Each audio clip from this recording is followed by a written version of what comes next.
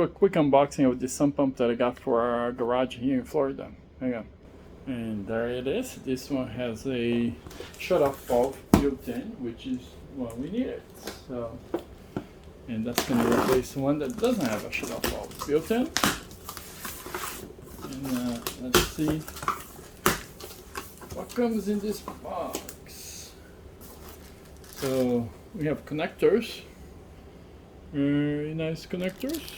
We have some tape, Teflon tape, and more connectors. This is the one we're going to use for our hose. Then we have the actual pump itself with the floaty.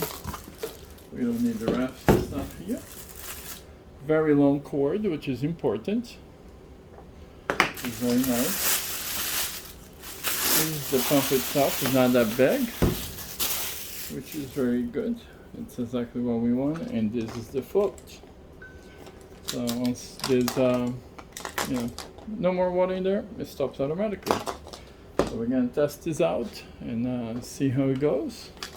The only thing is this connector is way down here, which is a little bit strange, but because this is where it sucks the water through. But we'll see how it works out.